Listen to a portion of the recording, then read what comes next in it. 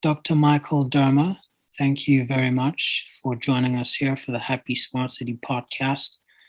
An absolute honor and a pleasure. This is going to be one of the most educational sessions, not just for our listeners, but me personally. So I thank you so much for availing yourself to share all the knowledge and the work that you do. Thank you so much for joining. Oh, thank you. It's my privilege to be here. All right. So, I was so fascinated, of course, by your background as a business executive, and, the experience you had from the crisis of 2008 up to right now. So it's just so interesting to have you unpack your experience, just to have your view on how you see the world and how you perhaps would advise leaders and entrepreneurs or business owners to navigate the current economic environment. So the first question for you is, what is BEI and what was the motivation behind the initiative? Well, first of all, thank you so much for having me and for the kind words. After, as you saw, after I sold my healthcare company after living through 2008 and having it turn out into be a great result, I wanted to give back to entrepreneurs. And I was really struck by the fact that while entrepreneurism was so important to our society, we didn't give people a map. We said, just go figure it out on your own. And, I didn't have a desire to write a book or stand in front of 20 people and say, this is how you start a business. To me, these were the conversations that were happening across the dinner tables of the world. And people were putting their heart and their soul and their money into their ventures. And we weren't giving them the tools to do it. And I was a technology guy. And I was like, why couldn't you build a platform? Like, why couldn't you build a one-stop shop that would be one place that entrepreneurs could have a better chance of success? So that's what Lonely Entrepreneur became. We built this thing called the Learning Community. And we built a 501c3 that said it would be a pretty cool thing to wake up every day and try to get this platform in the hands of entrepreneurs throughout the world. And our goal is 1 million entrepreneurs throughout the world to have access to this platform. And as we built that platform, we put all kinds of stuff that we thought entrepreneurs need, 500 learning modules and group coaching and a place to get your questions answered. But the whole idea was to deliver it at scale. And we started that in 2016. And then in 2018, we said to ourselves, we've got this great platform. How do we address the issues that women and people of color faced? And so we started to partner with a series of, we called them ambassadors. And these were church leaders and educators and community leaders. And we said, listen, we've got this great platform. How do we add to it to address the issues and opportunities faced by these different communities? We were working on all that, and then the tragedy around George Floyd hit. And we said to ourselves, listen, while the society wrestles with the larger systemic issues that need to be wrestled with, of course, we know that's going to take time. We've got a platform, and we can put that in the hands of people today. So we launched BEI. We launched the Black Entrepreneur Initiative with the goal of trying to put it in the hands of 100,000 Black men and women for free. And the way that we do that is we go to corporations and philanthropies and governments, and we say, if empowering the Black community with entrepreneurial skills is something that aligns with your diversity or justice or governmental equity mission, then we provide the platform for free to Black entrepreneurs. So it's been incredibly rewarding. Well, that is something that perhaps I imagine has been of great help to a lot of communities. But as you, and this is just a follow-up to this, first question, as you go through the program, I'm just curious about, is it achieving what you thought it would achieve, or are you learning as you go, and what are those nuances that you never expected? Oh, wow. I think that the one thing that's always held pretty true is that we told entrepreneurs that, passion and grit and a good idea is enough. And a lot of times that was really a disservice to entrepreneurs, because entrepreneur isn't just passion and grit and a good idea. It's really a series of hundreds of skills that you have to learn. And what you realize is that there are many, many people out there that have a passion or a skill. You could be a chef or a doctor or a fashionista or a craftsman or woman, but you've never experienced what a business is. And I think that's the biggest gap that we see. You know, we see that there's a lot of people with incredible talent and passion out there, but they just haven't been exposed to the knowledge and skills that they need to develop to build that into a business. And so being an entrepreneur is developing all of these skills and trying to get better at all of them. All right. And now we get on to the next one, which you'd already kind of touched on with the first question. But could you provide a bit more detail on the ecosystem and sustainability? So as you mentioned, all these sort of stakeholders that you try and engage in the communities, as an ecosystem and a functional sort of, you know, unified entity, how does that ecosystem work together? So for example, you mentioned the religious leaders or the churches. Yep. What exactly do they do? And how does that result in the ultimate mission? Yep. Obviously, in the wake of the tragedy of George Floyd, it is rare that so many different constituents are aligned to accomplish a similar goal. As we all know, both here in the United States and globally, there's often great conflict that exists in the role that society plays in trying to advance the Black community. In this particular case, that's not the case, because what you have is Black men and women with incredibly untapped talent that need that talent to be unlocked. But at the same time, you have completely aligned corporations and philanthropies that want to enable that, right? And then you've got all of these church leaders and community leaders that see the people, the Black community, that they've been around for many, many, many years before George Floyd, trying to help them. All we're really doing is, by providing a platform to give them entrepreneurial skills, is the ability for a corporation or a philanthropy to provide funding to put these tools in the hands of Black men and women. And at the same time, for a lot of these community organizations and community leaders and church leaders to be able to say, oh, the people in my community now can have access to something because corporate or philanthropic America has delivered on their promise. So what's very humbling for us is just the somewhat unlikely bedfellows that are working hand in hand together. We have had Tamika DeMallory and Richard Petty Motorsports are both supporters of the Black Entrepreneur Initiative. If you know anything about the challenges of NASCAR and the role that Tamika DeMallory played, they're about as far away on the spectrum as you can possibly find, and yet they're both active and willing participants in trying to support the Black men and women to have a better chance of a more fulfilling life. Wow. It sounds like some massive progress that you're achieving there. Okay, so the next one is, what organizations are you looking to partner with, and what critical needs are your members currently facing? Sure. As I mentioned in my comments, corporations are intimately connected to trying to ask the question, how do we empower the Black community, given the systemic challenges? And so virtually every corporation has asked itself that question. That has led to a great deal of diversity and equity initiatives. And so those organizations are organizations that are our partners today, that provide the funding, as well as other things like volunteers, to provide, so we can get the platform in the hands of Black men and women. The same thing is true of a good amount of the philanthropic community. A lot of the philanthropic community has wanted to have an impact on equity.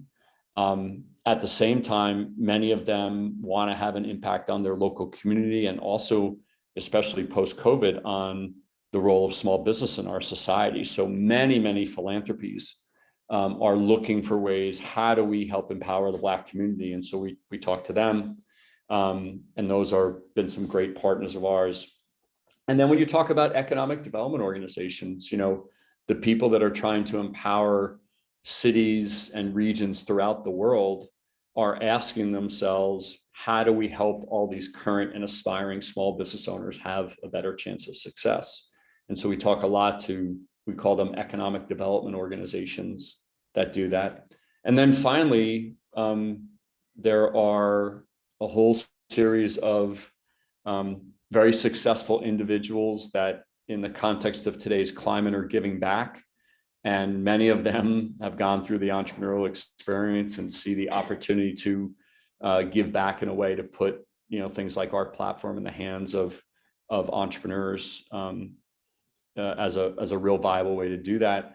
And then I'd say the final group are the folks in the ESG world. So many people are thinking about ESG as a strategic initiative, thinking about impact in the form of investment funds for ESG and social impact investments. And, obviously we're a little biased, but we think there's no better way to do that than to try to empower people with entrepreneurial skills and try to give them the chance for a more sustaining and fulfilling life. So we've got the great privilege to talk to a lot of these organizations and individuals that are very like-minded in what we're trying to do.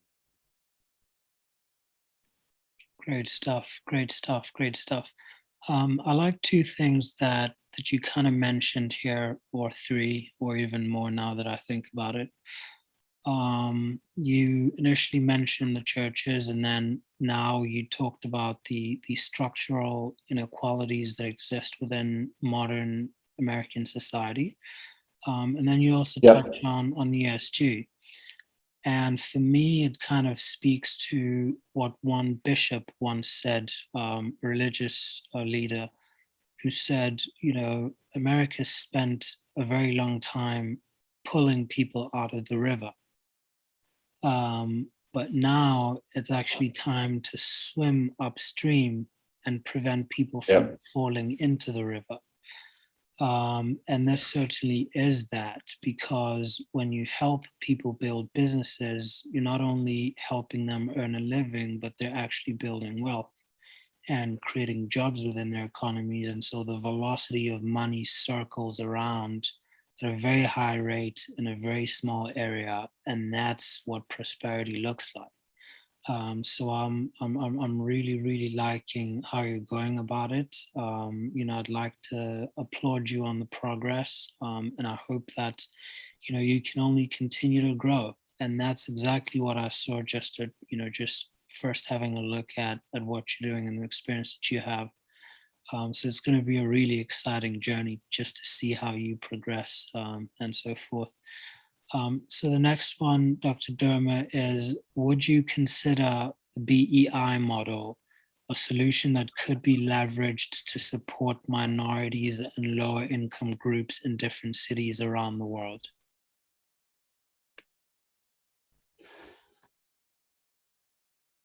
It's thank you for your kind words, by the way. No doubt. In fact, it's something that we've been asked to do many times, and are looking at a whole bunch of different things. When we released our platform, and especially when we released BEI, many organizations that ran the gamut of the types of organizations I mentioned, including geographies around the world, said exactly as you just stated so eloquently, that these small businesses and job creation are the lifeblood of our economies. Even economies in the Middle East that had traditionally relied on oil, economies that had traditionally relied on government subsidy, all of them understand that small business and small business job growth is the future. And so as part of our strategic plan, we're looking not just in the United States, but globally, about how to empower these organizations with the knowledge and tools and support they need with a platform like ours. So we're having more and more conversations with different corporate and philanthropic and government funders throughout the world to try to get these tools in the hands of everybody that wants it. I'll never forget, I was told a story about there was a bunch of budding entrepreneurs in an African village in Kenya, and they used to walk 20 miles to go to they called it a work center.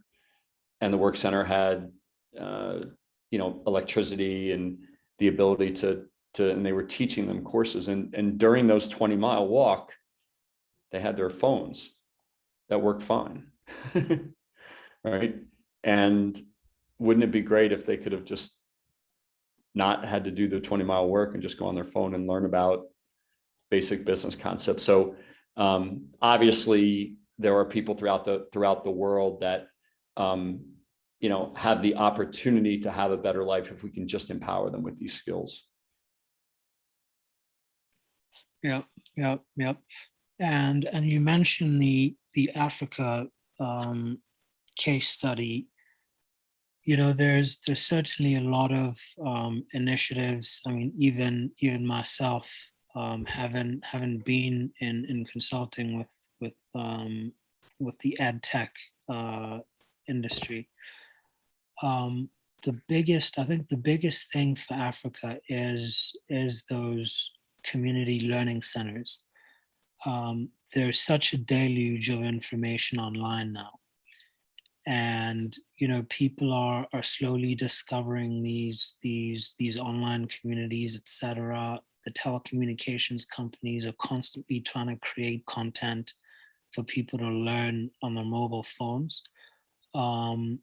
But I think just to give you a free little pointer there, I think the winners now that are really showing themselves strong are two models. So initially it was the tech hubs, and they still are predominantly the most superior sort of centers or hubs for innovation and entrepreneurial empowerment. But they also come at a cost. I mean, their infrastructure is a little bit steep. And on the other hand, I actually have a friend of mine whom we went to, a fellowship with at Notre Dame, but he's from Nigeria, and they have shipping containers in different communities where they have, centralized micro infrastructure to help people in a village, so forth. So you can have a central hub and then have these distributed, micro centers, which come in the form of shipping containers. So I think that's kind of like the last mile or final frontier of scalable sort of community services for entrepreneurial development. But that's just an opinion, so don't take it as gospel. I'm just giving my experience on the continent. Well, I think also the real rub is, for example, your point about tech centers. It's how do you do it at scale, right? And that's what I think we're trying to solve. There's amazing entrepreneur programs throughout the world, but many of them rely on being physically there or being supported by a couple of program managers. They're trying to support a whole city. And I think the lack of digital technology to provide people these tools at scale, and that's what we're really trying to do. So regardless of where you are in the world, right? Why shouldn't you have access to one place to go? And to your point about the telecommunications companies and others providing content, it's a lot to digest. And so what we're really trying to do is to organize all that for them, and bring in the best of the best, so we can ultimately, right, try to give them one place to go for them to improve their skills and have a better chance of success. And what you're suggesting is that the programming is where the solution, the actual breakthrough is going to come from. Yep. Like I said before, I think it is the ability to enable people to learn all the different skills they have to learn, right? And to do it in an organized way, because as we know, entrepreneurism has tons and tons of things you need to know. And so how do we serve that up in a way where they don't have to digest it and try to figure it out on their own, right? And that's what we try to do, to have a highly curated model that also is, guiding them, right, at a level of scale.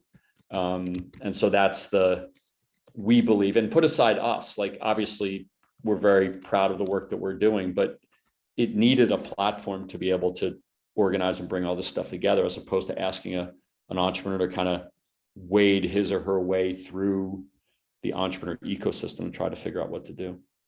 I get you. I get you. And again, I mean, as you talk, I just wonder about. I mean, the traction that you've achieved is so amazing. I'm just curious. Like, I mean, we both agree that there's so many initiatives that try to do this kind of work, but obviously your experience, counts for a lot. But what would you say your biggest what's so appealing about your organization that you've had such reputable people wanting to tag onto this mission? So many times people are preaching the same message, and I'll just give you my own personal experience. I've had instances where I'm more drawn to someone who's not even using big words. So, for example, in golf, there's so many sports psychologists. But for me, Dr. Barbara Tella is, there's no one that comes close. I may be biased, Yep. but this man is so simple. And I just think to myself sometimes, why is it that I gravitate towards him when there's so many guys that are talking, very intelligent stuff, and some of them will even use, I don't know, wearable technologies and so forth, to help you with your psychology. Mm-hmm. What makes you? What do you think you're offering, or what are people seeing in your organization and your programs that's so appealing? I think that it's two things.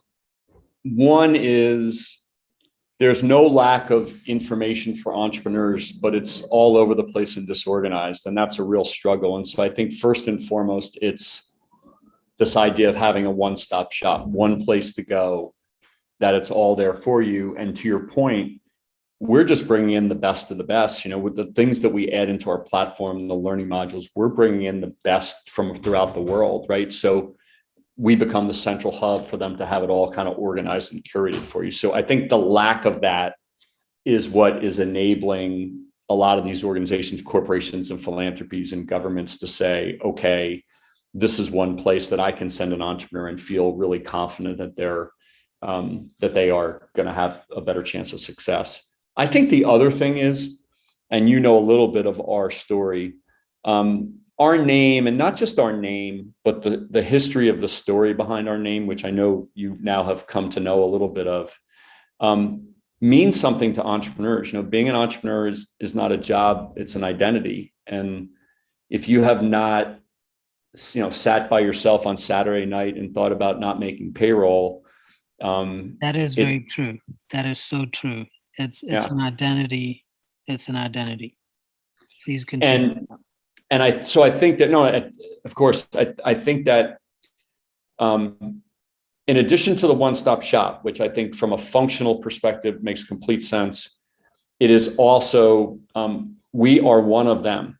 We have sat there in their shoes and know what it's like to feel that struggle.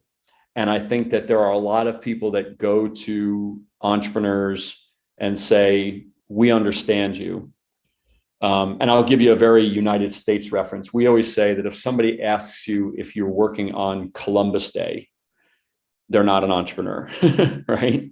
And so I think the other part of it, the reason why people have gravitated to us, is that when they watch the journey that we went through, and really what led us to caused us to create the Lonely Entrepreneur and to create this mission, they understand that we've been where they are.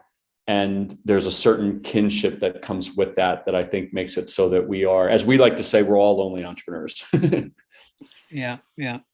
There's nothing more, there's nothing more compelling than the empathy factor. Someone who's walked in your shoes, and you've got no question that they know what they're talking about. And even sometimes, and that's what's so funny about finding the right leaders. even though you don't know what you need, because you don't know what you don't know as an entrepreneur, right? Um, but when the right thing does come, you know that it's right, even though you never knew it. And you can only get those right things or those nuggets of gold from people who've been and walked, the same journey that you've walked. So I can appreciate that very much. And it's as you just stated, it is so obvious when that is not real. There are so many people that are talking to small businesses and That entrepreneurs. was that was my point exactly, because there's so Yeah. many websites with all these, very glossy graphics, where people have stuff that looks good, but it's not really compelling. Yeah, and there are so many instances and stories that you experience as an entrepreneur that unless you really know what that is like, unless you've really sat in those shoes, you really can't be advising them, because it's one thing to say, hey, you need to go create some financial statements and functional solutions. It's quite another to understand that when that woman is creating a business and she's having a tough time communicating with her husband about it, and they're maxing out their credit cards, and right, they're like, and all that is going on. Yeah. Unless you really understand, this is the way we describe it. We call it under the influence of the 4 P's: passion, pleasure, pain, right? And those 4 P's are the things that you experience sometimes in the same hour. Like passion, pleasure, pleasure, and pain is like every day, every Yeah. hour. And unless Yeah. you know how to deal with that, it's just Yeah. something that it's hard to understand. Yeah, sometimes I joke with some of my friends, and I say, being an entrepreneur is a diagnosis. No doubt. Yeah, because it's so dynamic. And when someone says you're an entrepreneur, it's not something that you choose. You Most of the time, if you're going to be successful as an entrepreneur, it's you got to have it in you, and it's very difficult to manage those very turbulent and very strong emotions, like you mentioned, in a very short space of time, constantly. Yeah, and I think we did a little bit of disservice to entrepreneurs, because I think we almost encouraged to say, as soon as you call yourself an entrepreneur, you're allowed to be disjointed from great business practices, right? Go back 10 years ago, 15 years ago, somebody would say, well, have you built out some process for your company? And they'd be like, nah, that's for IBM. That's not for us. It's, we're entrepreneurs. Like, and we almost encouraged, instead of saying there's a series of skills you need to learn. And in fact, with limited resource, you have to learn them even more. And we said, no, as long as you kind of put the E on your chest and you're the entrepreneur superhero, you're allowed to kind of ignore tried and true, business practices that help organizations succeed. So I think that's changing a lot. And obviously we're trying to change that. But a lot of times entrepreneurs have this idea that they're allowed to be different from the things that have worked and made great businesses for years. And it's the complete opposite. We have to move beyond passion, grit, and a good idea, and understand there's a whole bunch of skills that we have to learn that make for well-run businesses.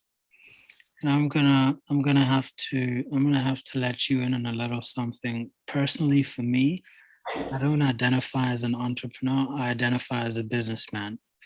Yep. Because the connotation, I've seen the behavior of how people kind of start out as entrepreneurs, and how it's sold, obviously, with the social media companies and the tech companies and so forth. But for the 99% of companies that don't come from Harvard and Silicon Valley, you're better off as being a businessman, as opposed to this very trendy term of entrepreneur. Yep. No doubt. And I think that the challenge is that so many talented people that are chefs and fashionistas and craftsmen and the like, have not been exposed to the difference between that and running a business. Like if I went in to perform heart surgery or to be the chef at a Michelin star restaurant, I would fail miserably, but I would hopefully know that. And yet you have, to your point, you have people that classically trained chefs and doctors and fashionistas that no doubt have talent, but we haven't said to them, that's different from running a business. Like, what is a business supposed to have, right? And to your point about being a business person, you may not know everything, I might know everything, but I'm pretty sure that if I was, I know that the car is supposed to have 4 tires and a steering wheel and an engine, right?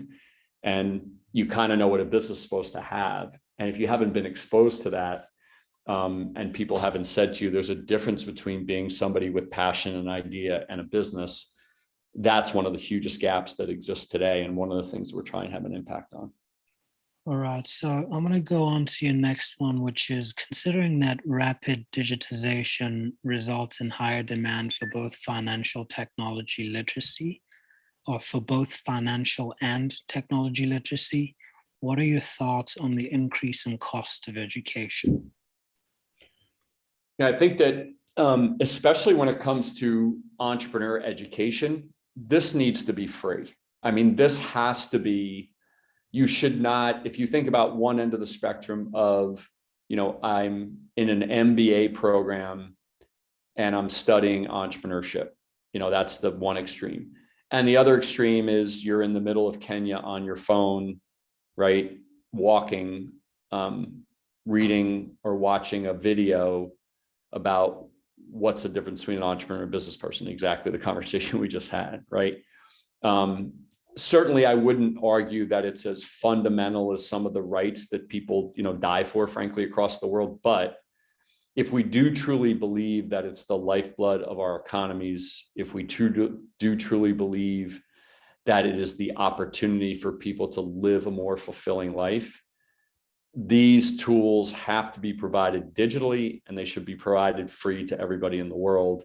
And every society, government, right, philanthropy and corporation that is trying to have an impact on their communities for all their different motivations have to figure out a way to say, how do we help people, whether or not they ever call themselves an entrepreneur? How do we help people build these skills? Because these skills are no longer a nice to have. These are essential skills to being able to take your passion and your talent and provide for your family and live a more fulfilling life. So there's no question the cost is going up, but this has to be something that's made available universally if we expect to have an impact on our communities throughout the world. All right. So any last comments that, perhaps you would like to add going forward? What new programs do you have? What can people expect? What's the roadmap like for the Lonely Entrepreneur and the BEI? Well, first of all, thank you so much for having me. It's been a real privilege. I'll start with BEI first. BEI has resulted in an unprecedented cooperation amongst, as I mentioned before, some incredibly unlikely bedfellows. And this runs the gamut from people all across the political spectrum. So here in the United States, red or blue, conservative or liberal, the one thing that everybody agrees upon is it's a really great idea to try to empower Black men and women to live a better life by having entrepreneurial skills. So there will be just more and more and more announcements of partnerships with us with great philanthropic and corporate partners. On the heels of that, we launched our Hispanic Entrepreneur Initiative with the goal of empowering similarly 100,000 Hispanic entrepreneurs throughout the world. And that's just launched about a month ago. There will be more of that from us. We have had great interest in LGBTQ, the Asian community, as well as through a variety of different countries throughout the world. I think you'll appreciate this given your background. Once you have built the ice cream cone, the ability to put sprinkles on top of it that really add value and make it taste a lot better is a lot of hopefully how we're helping countries and cities and certainly our underserved populations have a better chance of success to provide for them and their families. Fantastic. Dr. Michael Dermer, thank you so much for joining us here for the Happy Smart City podcast. It's been an absolute honor and a pleasure to have you. Thanks so much. Thank you so much for the thoughtful dialogue, and it's been my pleasure.